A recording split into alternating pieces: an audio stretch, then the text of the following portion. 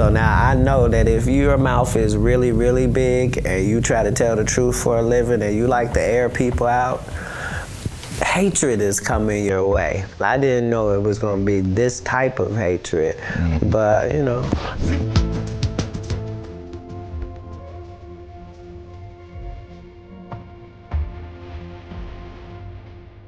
Listen, 7 years ago, I'd have been like, yo, did you hire somebody to kill Pac? But no, you have to do it like a journalist. Yeah. What if I told you Hollywood's biggest secrets aren't buried? They're just waiting for someone bold enough to spill them. Katt Williams is doing just that. And Diddy's name is all over these bombshells. From jaw-dropping allegations about Tupac's unaliving to claims of deep industry control, this story's got everyone shook. But wait, this isn't just about Diddy. Katt's connecting dots that lead to some of Hollywood's biggest power players. Do you have any idea who shot Suge?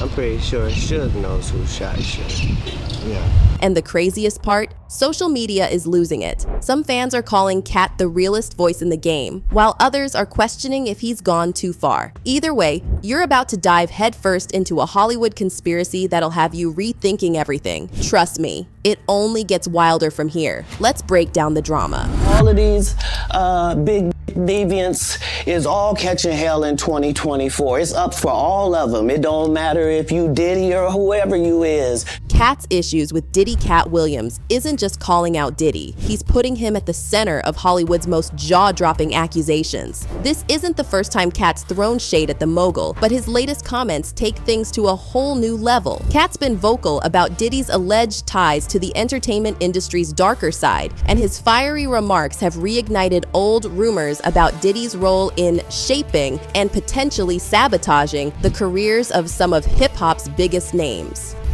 Now, Katt Williams, Jesus, did he break the internet? Oh God, I still ain't recovered. What's got everyone talking, though, is how Katt connects Diddy's rise to power with a pattern of manipulation and control. He's making bold claims that have social media buzzing, with fans either cheering him on or calling him out for stirring the pot. But one thing's for sure, Katt's not afraid to shake up Hollywood's status quo. And speaking of power plays, let's talk about Diddy's alleged connection to Tupac's unaliving. Barack Obama, I don't trust nobody whose name is all vowels. What? Why my mouth gotta be open so long, Now, come on, Katt, he's a hero. What'd he do, Shannon? You know his slogan, yes we can? I came up with that. Before me, he was saying probably, I think we might. The Tupac connection. Here's where things get even wilder. According to Katt, Diddy's involvement in the East Coast-West Coast feud wasn't just about competition. It was a calculated move to solidify his power. Katt suggests that Diddy's name is tied to some of the most pivotal events that led to Tupac's unaliving, and he's not the only one saying it. Gene Deal, a former Bad Boy bodyguard, has dropped similar hints, pointing to Diddy's deep connections to the chaos of the 90s hip-hop scene. Pac was the first one on the scene wearing Versace shirts. He went and got the same Versace shirts Pac had. Which, all right, some dudes would do that. But let's not forget Suge Knight, who's been just as vocal about Diddy's alleged involvement. Suge has made claims that paint Diddy as a key figure in orchestrating moves behind the scenes, further fueling speculation about how far Diddy's influence stretched during the height of the East Coast-West Coast rivalry. Henchman, a notorious name tied to hip-hop's grittiest moments, has also been mentioned in these conversations, connecting dots that leave fans wondering if this feud was more calculated than anyone ever imagined. Who shot ya? Separate the weak from the ops. Leap hard to creep them Brooklyn streets. It's on, nigga. Fuck all that. It's not just whispers anymore. Receipts are surfacing. Fans and insiders are digging up old interviews, news clippings, and even social media posts that seem to back up these explosive claims. The internet is going wild with theories, from alleged hitmen being hired to shadowy deals made in the background. Some even point to old interviews with Tupac and Biggie themselves, where cryptic comments now feel like warnings no one noticed at the time. You know what I'm saying? It's that situation when you got, we are living in a war zone. It's not as easy as these people are making us think, that they just got some criminal black kids with streets. It is not like that. We live in hell. We live in the gutter. And then there's the Biggie connection. Both Tupac and Biggie's unalivings remain unsolved, but Katt's allegations tie Diddy to an industry where tragedies like these are seen as collateral damage in the pursuit of power. Even some fans of Biggie have questioned if their favorite artist's loyalty to Diddy ultimately put him in harm's way. All right, still hanging out at the after party, and with me from Death Row. Introduce yourself, my man.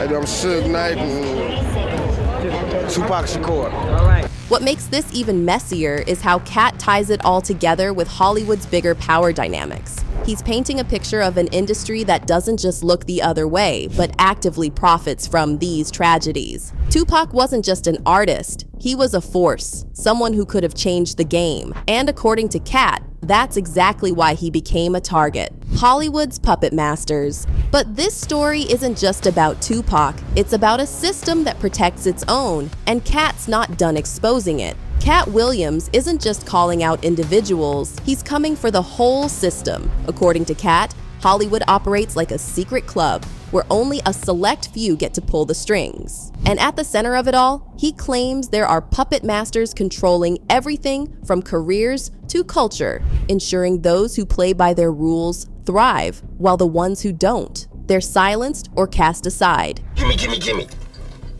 Everybody back off. You know, everybody's like, you taught that from school, everywhere. Big business. You want to be successful? You want to be like Trump?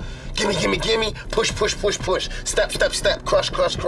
That's how it all is. And it's like, nobody ever stopped. Just, I feel like... Take Prince, for example. Katt points to the icon's fight to own his masters as a prime example of what happens when you challenge the system. Prince was vocal about the exploitation of artists and the power record labels held over creatives. Katt suggests that Prince's untimely passing wasn't just a tragedy. It was a calculated move by those who saw him as a threat. And when you connect the dots, it's hard to ignore how often those who resist Hollywood's control face suspicious outcomes. Felt otherwise, and they would always hold this contract up and say, well, you signed it. And I say, well, I understand that. It's not like I want to leave. I just want to, talk about this thing and see if we can't make it more fair.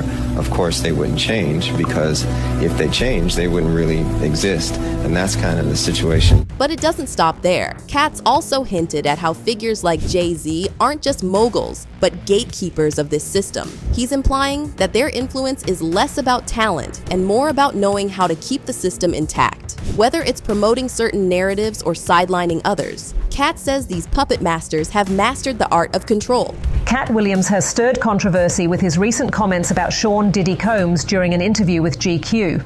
The comedian openly criticized Diddy, calling him a demon and expressing his belief that the music mogul is a harmful presence in the industry. Williams stated, Jay-Z and the gatekeepers.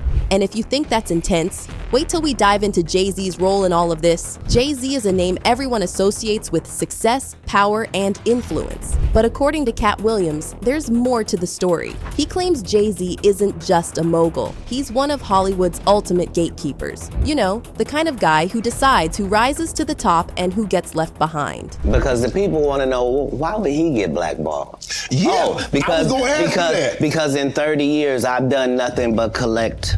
Katt suggesting that Jay-Z's success wasn't just about hustle or talent, but about aligning himself with the right people to maintain his position. He's painting a picture of someone who's not just playing the game, but controlling the board. And the craziest part? Fans are torn. Some say Katt's just jealous, but others are starting to wonder if there's more truth to it than we realize. There was the fight between who was the top rapper now, Nas and Jay-Z, and then the next thing you know, Nas has a nervous breakdown and he's taken out of the game, and it's all Jay-Z.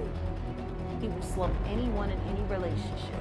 Social media is blowing up, with debates over whether Jay-Z is a self-made legend or a puppet master in disguise. Katt's not saying Jay-Z doesn't have talent, let's be real, the man's got skills. But according to Katt, the system doesn't just reward talent, it rewards those who play by its rules. And Jay-Z, he's got those rules down like a cheat code. Fans are chiming in with some heat. One said, when Biggie and Aaliyah left us, Beyonce and Jay entered the stage.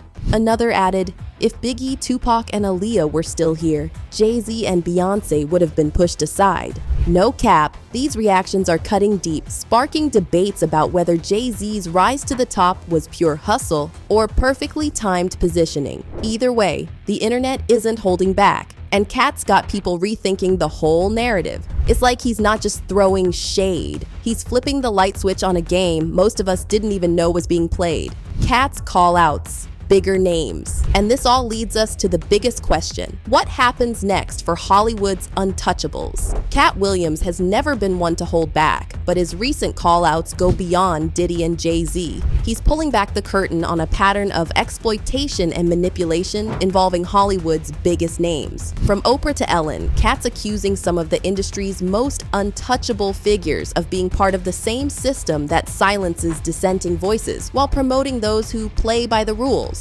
That's what shapes the entire mindset of that part of the country. The entire mindset of that part of the country is doing things that you think other people will like. What makes Katt's claims hit harder is how he backs them with personal experience. He shared stories about refusing big money offers because he wouldn't compromise his dignity. And let's not forget Dave Chappelle's similar story, walking away from millions rather than playing the game. According to Katt, Hollywood's elites use these offers as a way to control and suppress, ensuring loyalty and obedience at the expense of authenticity.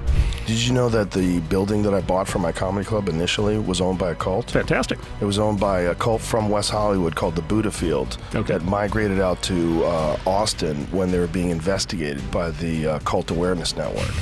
Katt also sheds light on the human cost of this system. He's pointed to stars like Orlando Brown, whose erratic behavior has raised questions about the toll of industry exploitation. Then there's Adria, making headlines for exposing the darker side of celebrity life, and Jaguar Wright, who's been vocal about the abuse and trauma experienced by artists. To Katt, these aren't isolated cases. They're symptoms of a system designed to chew people up and spit them out. I'm not saying it's right, but at some point, you gotta say no. That's the simplest thing to tell somebody.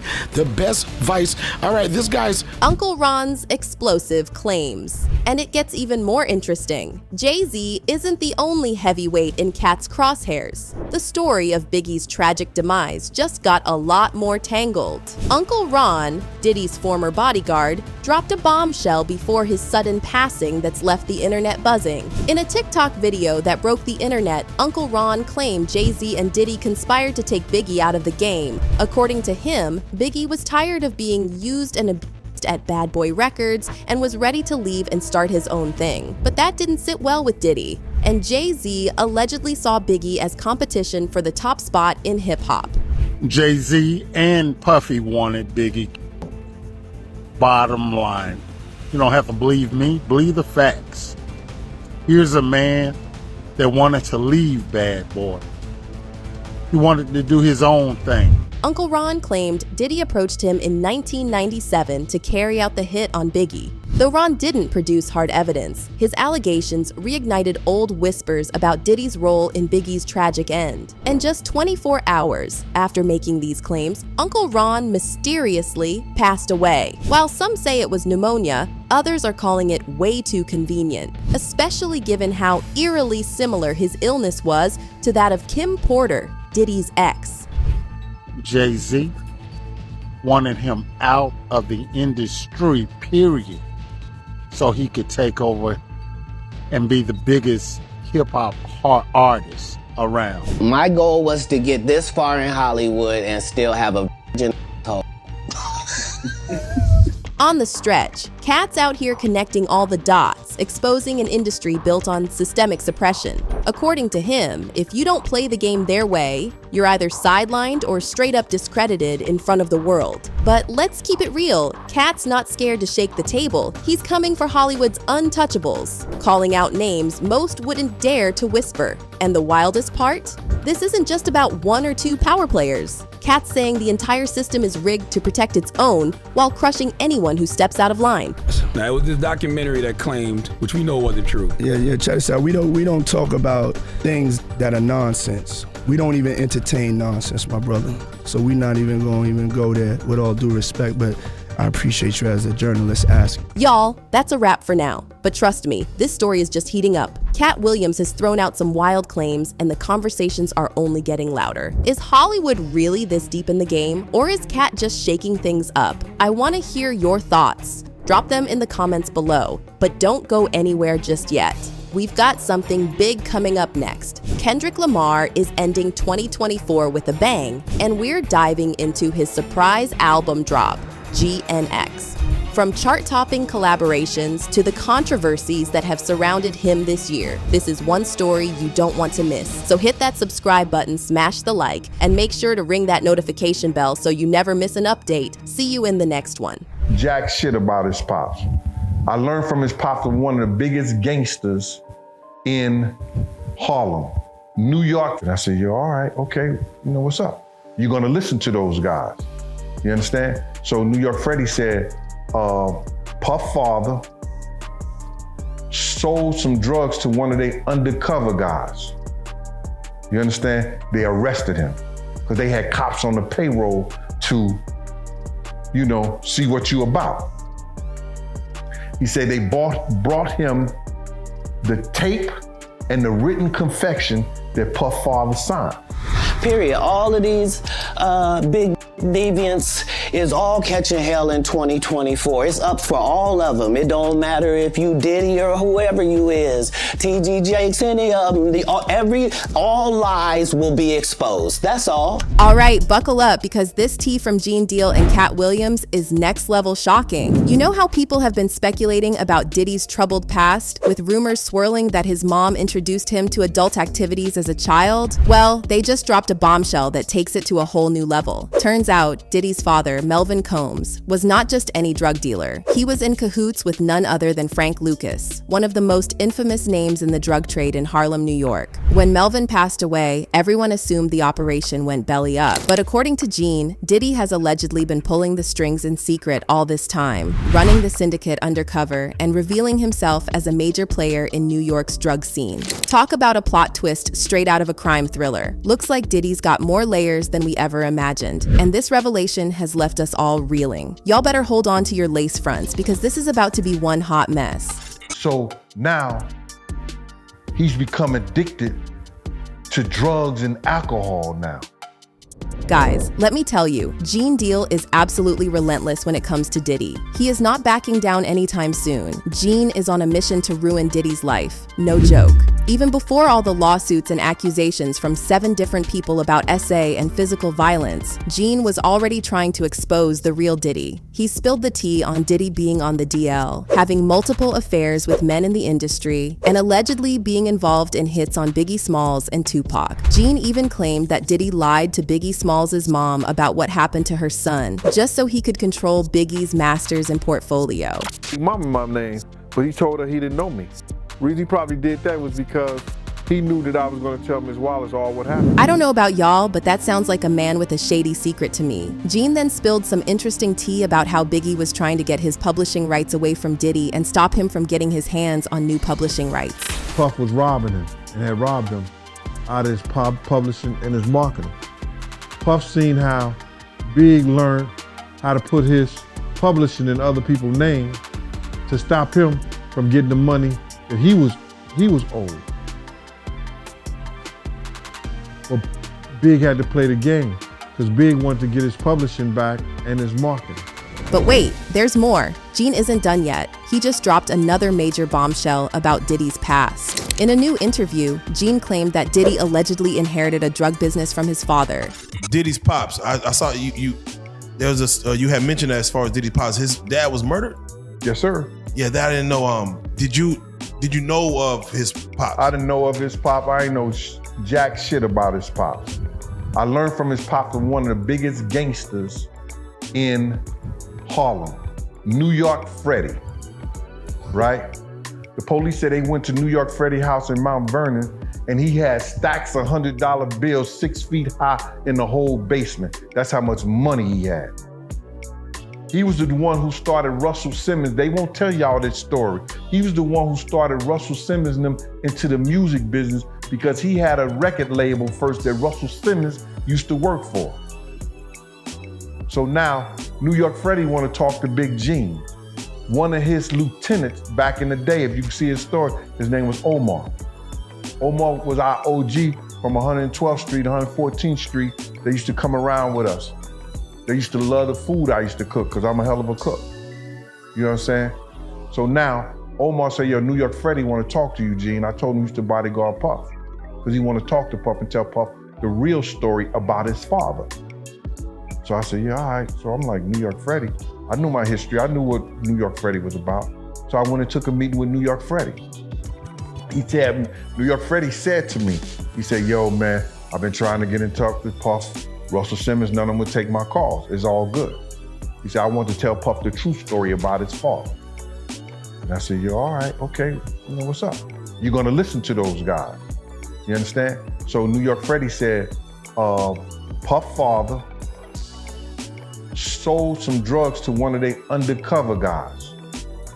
You understand? They arrested him because they had cops on the payroll to, you know, see what you about. He said they brought him the tape and the written confession that Puff father signed. So I was like, yo, he said, we gave him $10,000. It was a New York City cop.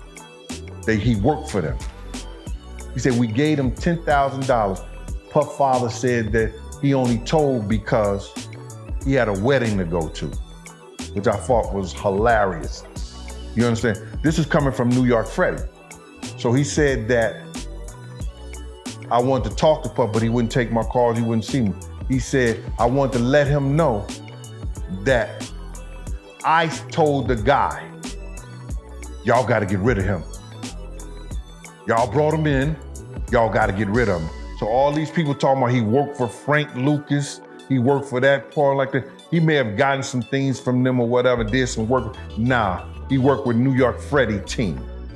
And New York Freddie told the dude to get rid of him.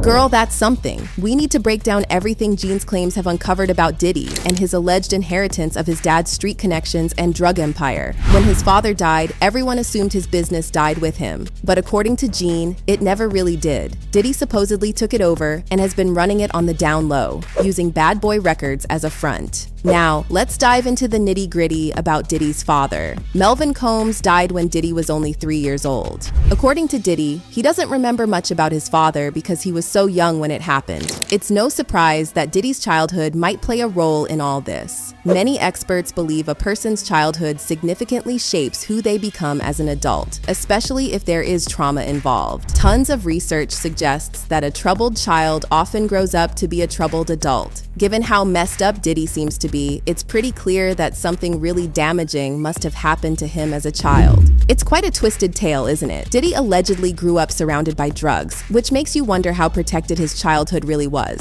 His father, Melvin Earl Combs, was tight with Frank Lucas, a notorious figure in the drug trade. Lucas famously smuggled heroin in the coffins of American servicemen, and his life even inspired the movie American Gangster. Now here's the kicker. Melvin, despite serving in the US Air Force, was chummy with Lucas. Turns out Melvin wasn't just a friend. He was actually involved in the drug game himself. Talk about straddling both sides of the law. If you think about it, Diddy might have learned a thing or two about leading a double life from his old man. But wait, it gets even crazier. Melvin's brothers, Diddy's uncles, were also reportedly in the drug trade, so the whole Combs family seemed to have a foot in that world. As for Melvin, he met a tragic end when Diddy was just a toddler, apparently in a botched drug deal. It's like something out of a crime drama, right? Diddy has always spoken about how the death of his father was hard on him. Like the time he said, being that my father was killed when I was 3 years old. I don't have a lot of memories of my father. They say you can't miss something you never had, but that's only a little ways right. There's definitely been times as I've gotten older that I've missed my father, his presence, not being here.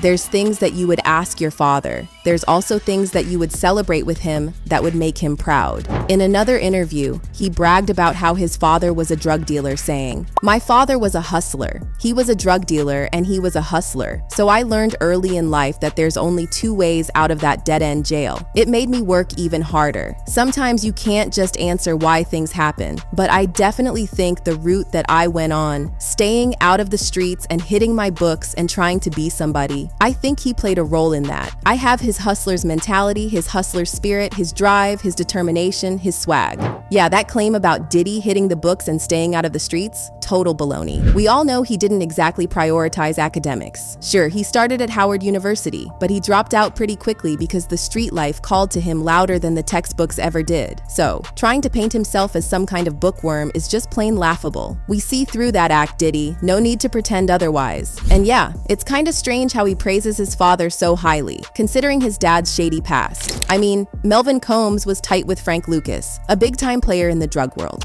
You'd think that connection would raise some serious eyebrows. People might try to downplay it now, saying Melvin was just a driver or something, but Frank Lucas himself has said Melvin was a key player in his operation. It's all part of the tangled web around Diddy and his family's history. In an interview, he said, "Melvin Combs, he's a good friend of mine. That's Puff Daddy's father. He used to bring his son to my house every day, at least 2 or 3 times a week, and my daughter used to push him off the toys. He made it great. You see where he's at now. He's on top of the world now." The interviewer asked, "Were you and Melvin just friends or business partners?" And Lucas replied, "All the above. We did business and we were good friends. He was really a good friend of mine." The interviewer also asked, "Do you remember how you met him?" And Lucas said, "We all were out there on 7th Avenue, and everybody knew everybody out there. I don't remember how I met him, but we had a good relationship." Unfortunately, things took a turn when federal authorities targeted Frank Lucas's syndicate and needed an insider. Melvin Combs became their unwitting pawn. Even though there were reports that Melvin was a snitch, he was coerced into helping the feds without his knowledge, leading to dire consequences. Reports indicate Melvin's phones were tapped and he was under surveillance, which the syndicate somehow discovered. They suspected Melvin of betrayal and allegedly executed him in Central Park West, where witnesses described a grisly scene with fatal gunshot wounds to the head. Despite evidence suggesting a targeted hit, his death was officially attributed to a botched drug deal amid a larger operation bust. However, no one was ever formally charged for his murder, leaving his death shrouded in mystery and controversy. When all eyes were on Frank Lucas, rumors swirled about whether he ordered the hit on Melvin because he suspected him of collaborating with the feds. Lucas vehemently denied this, insisting Melvin was a close buddy who practically lived at his place, stopping by multiple times a week. But just because Melvin met a grim end doesn't mean he escaped scrutiny. Even after his death, the feds went after him in a posthumous case that exposed his alleged role in New York's drug scene. Back in 1973, Melvin was named in a massive narcotics conspiracy, although he'd already shuffled off this mortal coil by the time others were brought to justice. Prosecutors suspected his demise might have ties to other shady characters in the mix, but the specifics remain murky. If Melvin hadn't met an untimely demise, it's likely he would have faced drug charges and been caught up in the legal whirlwind just like the others. Talk about a wild ride through the gritty streets of New York. Once his father passed away, Diddy's mom, Janice, went all out to shield her 3-year-old from the gritty side of life he might have inherited. By the time he hit 12, she whisked him and his sis out of Harlem straight to Mount Vernon, New York, where she juggled multiple jobs at the same time to afford Diddy's tuition to a private school. Speaking about this, he said, "Until I was 12, I lived in Harlem. Then we moved to Mount Vernon, New York. That was Mom's way of getting us out of the inner city after my father was killed. But my grandmother lived in Harlem, so I went back and forth. I remember the simple things about Mount Vernon: grass, trees, and being able to play baseball. In Harlem, there was no little league, no front yard with grass, but the neighborhood was multicultural, so that broadened my horizons." Janice was determined to give Diddy the best shot at life, even if it meant stretching the budget and diving into debt. With the streets buzzing with crime, she shielded him from that world by sending him off to Mount St. Michael Academy, an all-boys Catholic school, in 1987. Can you believe it? Diddy, of all people, in a Catholic school. And get this, he even served as an altar boy. Now that's a plot twist. To protect her son, Janice kept the truth about Melvin Combs' death under wraps. Diddy himself later revealed that she spun a tale about his father passing in a car crash. Her aim was clear: to steer him clear of following in his father's footsteps. During a sit-down with Oprah Winfrey in 2006, P. Diddy, as he was known then, shared how he uncovered the real story behind his father's demise. Turns out, Mom's cover-up didn't hold water, and Diddy dug deep until he unearthed the truth on his own. Talk about a family saga with more twists than a roller coaster ride. He said, "She tried to protect me. My father was a hustler who sold drugs. During his time, that was the way out of Harlem. Either that or playing basketball," he said. My mother didn't want me to follow in his footsteps, so she was selective about which truths she told me. My father was in the army and he owned a limousine service, and he died in a car accident. Actually, he was shot in a car. But even as a kid, I put 2 and 2 together. I noticed that guys from the streets in Harlem always seemed to know my family's last name. I used to run with your father, they'd tell me. All my uncles were street hustlers as well. During his commencement speech at Howard University in May 2014, Combs revisited the moment he uncovered the truth about his father's death. He recalled his days in the university library, where he stumbled upon a newspaper article revealing his father's tragic end in a botched drug deal.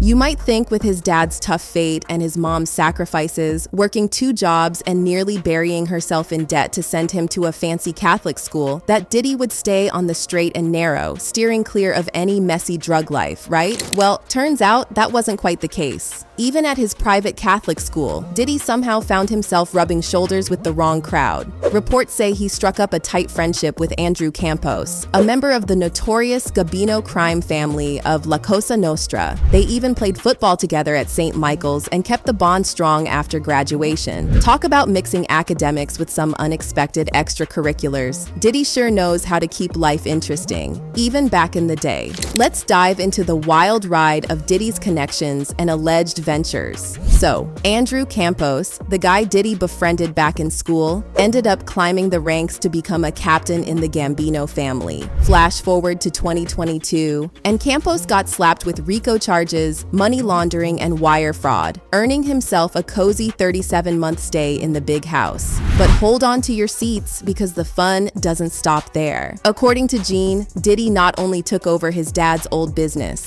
but also supposedly set his sights on expanding it.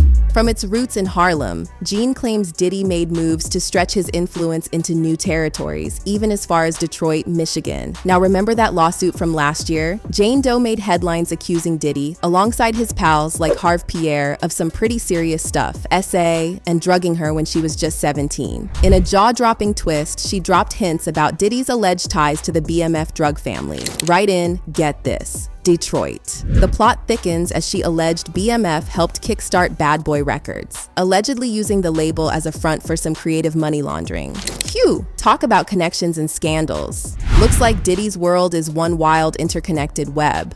According to the lawsuit, a decade earlier, Mr. Combs founded Bad Boy and installed his longtime friend Mr. Pierre into the role of president. At the time, Mr. Combs had many connections to Michigan, including, among others, to the Black Mafia family, BMF, a drug trafficking and money laundering organization that is rumored to have seeded Bad Boy. Accordingly, upon information and belief, Mr. Combs' associates, including Mr. Pierre and the third assailant, spent significant time in and around Detroit, Michigan. Let's talk about Diddy's knack for getting celebs caught up in some questionable situations. I mean, Cassie, Lil Rod, you name it, there's a lawsuit or 2 floating around. But here's the kicker. These celebs are usually under his wing. And let's face it, saying no to Diddy ain't exactly easy. Take rapper Machine Gun Kelly, who signed with Bad Boy Records in 2011, for example. He spilled the beans that Diddy offered him something to smoke that was, shall we say, out of this world. Now, we're not talking about your run-of-the-mill puff here. Kelly made it clear that whatever Diddy had him puffing on was on a whole other level. Kelly said, "I'd smoke something that Puff had given me. It was as if I had partied, like 3 nights straight.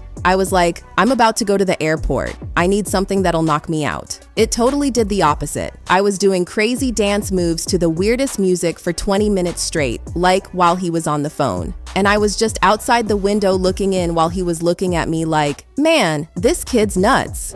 It's absolutely bonkers, and frankly pretty unsettling. Now, Hollywood isn't exactly a stranger to the whole drug scene. Let's be real, it's practically a cliche. But Diddy stands out because he's not just accused of partaking. He's been dragged into allegations of selling and dealing that stuff. I mean, think about it. The feds didn't just casually nab his alleged associate, Brendan Paul, at Miami International Airport. No, they caught him red-handed with some white powder and a bunch of other questionable items. It's just crazy. And according to Katt Williams, this has allegedly been going on for a long time, with Diddy running his father's business and using Bad Boy Records as a cover. According to Katt, the RICO charges charges that the feds are bringing against Diddy aren't only for the SA allegations. Katt claims that the RICO charges are also about the drugs because the feds are trying to bring down the drug empire once and for all. Fans commented, "Ish come full circle, once again. I high-key believe that the stuff that happened to your parents can happen to you. That's why they didn't tell you things truthfully. This is why you must be conscious of the things you do every day. This ish is being recorded and repeated. Habits." After finding this out, it makes sense why Diddy blew up Cutie's car. He really cut from that cloth of MFS who blow up cars. Who would have guessed? And this just keeps getting murkier. No wonder he's effed up. This is a hot mess, but y'all let me know how you feel about this, and then check out this next video.